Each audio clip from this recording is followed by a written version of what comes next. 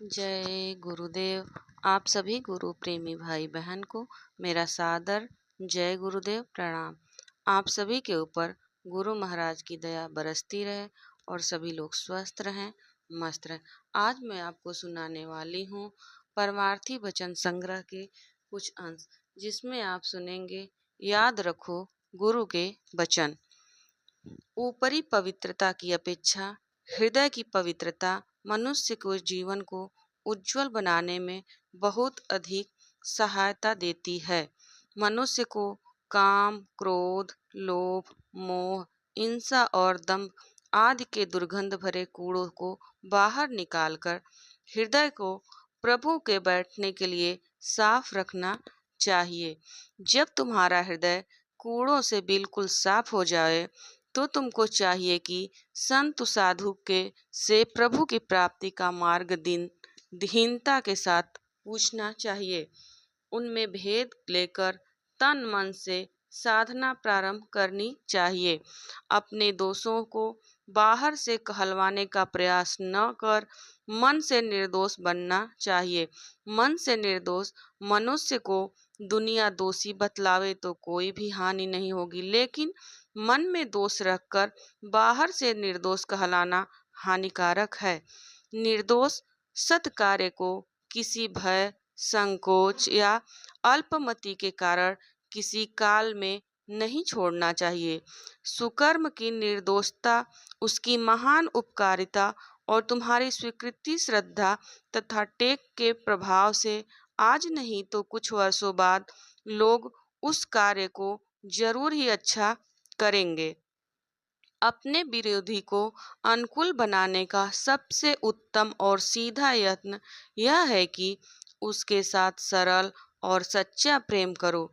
तुम उससे रुष्ट रहो और तुम्हारी बुराई करता हो तो तुम्हारा कर्तव्य है कि तुम उसका हित ही चाहो और उससे बराबर प्रेम करते रहो।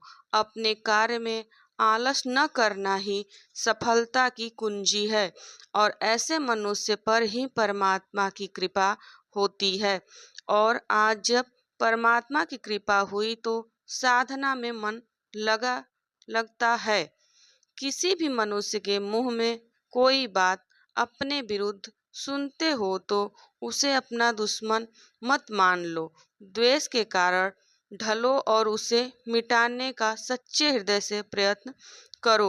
हो सकता है कि तुम्हारी गलती से हो जो तुम्हें अब तक सीख न पड़ी हो, अथवा वह किसी बुरी वासना के बस होकर उस प्रवाह में बह गया हो।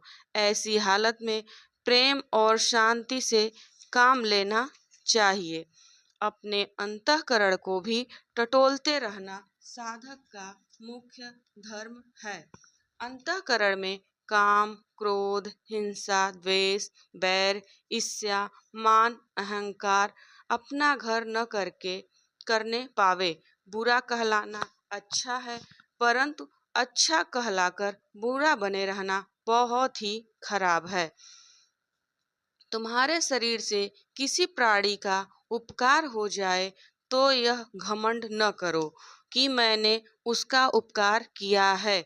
यह निश्चय जानो कि उसको तुम्हारे द्वारा बनी हुई सेवा से जो सुख मिलता है सो निश्चय ही उसके शुभ कर्म का फल है।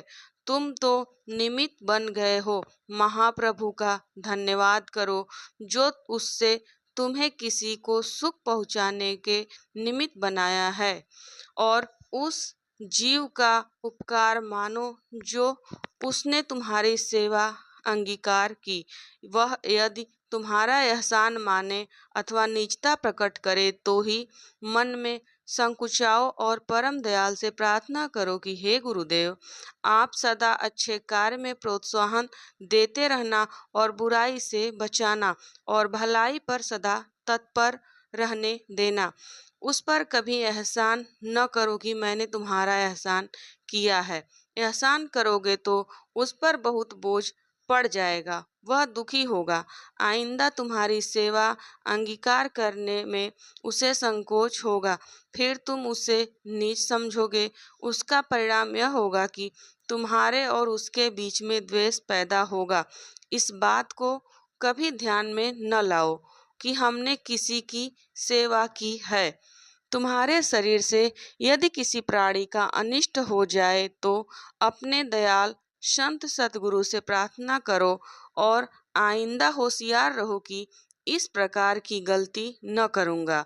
यह बात सदा याद रखो कि यदि तुम्हें जब दूसरे के द्वारा जरा भी कष्ट मिलता है तो तुम्हें अपने हृदय में कितना दुख मालूम होता है।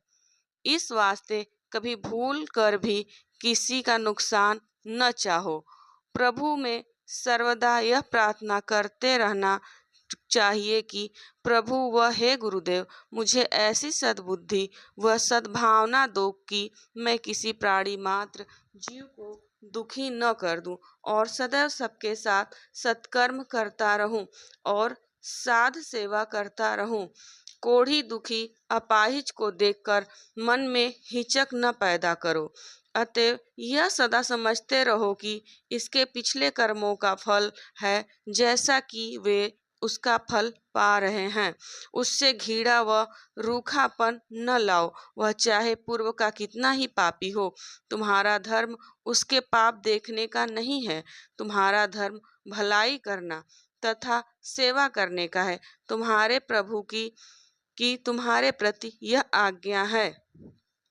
यदि तुम किसी प्राणी मात्र के साथ भलाई व सेवा नहीं कर सकते हो तो कभी दूसरे को दुख देने का प्रयास न करो। यदि तुम दुख देने का प्रयास करोगे तो तुम ही दोषी समझे जाओगे। हो सकता है कि उसके किसी परिस्थिति में आकर भूल से ऐसा काम बन गया जिससे तुम्हें कष्ट पहुंचता हो, परंतु हो सकता है कि अब उसके भीतर पश्चाताप की आग जल रही हो, वह संकोच में पड़ा हुआ है। ऐसी अवस्था में तुम्हारा कर्तव्य है कि उसके साथ प्रेम करो, अच्छे से व्यवहार करो। उससे कह दो कि भाई तुम पश्चाताप क्यों कर रहे हो, तुम्हारा इसमें दोष ही क्या है। मुझे जो दुख प्राप्त हुआ है वह मेरे पूर्व कर्म का फल है। तुमने तो मेरा उपकार ही किया जो मुझे अपना कर्म फल भुगतने में कारण बने हो। शर्म छोड़ दो। तुम्हारे सच्चे हृदय की इस सच्ची बातों से उसके हृदय की आग बुझ जाएगी, आगे किसी का बुरा न करेगा। यदि तुमको अपनी अज्ञानतावश उसने कष्ट पहुंचाया होगा और इस बात से उसके मन में पश्चाताप के बदले आनंद होता होगा तो तुम्हारे अच्छे बर्ताव और प्रेम व्यवहार से उसके हृदय में पश्चाताप उत्पन्न होगा। तुम्हारी भलाई से उसका सिर झुक जाएगा, उसका हृदय स्वच्छ हो जाएगा। यह निश्चय है। यद्यपि ऐसा न हो तो भी तुम्हारा कोई नुकसान नहीं होगा। तुम्हारा मन तो सुंदर प्रेम के व्यवहार से शुद्ध और शीतल रहेगा। उसके प्रति द्वेष कभी मत करो। द्वेष करोगे तो तुम्हारे मन में बैर, हिंसा आदि अनेक नए नए पापों के संस्कार उत्पन्न हो जाएंगे। फिर उसका मन भी शुद्ध नहीं रहेगा। फिर इसका परिणाम क्या होगा कि तुम्हारे और उसके बीच राग द्वेष पैदा हो जाएगा। तत्पश्चात सदा दोनों का हृदय जलता रहेगा। इसी जलने से कभी भी ईश्वर का नाम न ले सकोगे। जय गुरुदेव। आज के लिए बस इतना ही। आगे इसके आगे का भाग मैं कल सुनाऊंगी आप लोगों को। अगर आप सभी को यह वीडियो पसंद आती है तो लाइक करें, शेयर करें, कमेंट करें, सब्सक्राइब करें। जय गुरुदेव।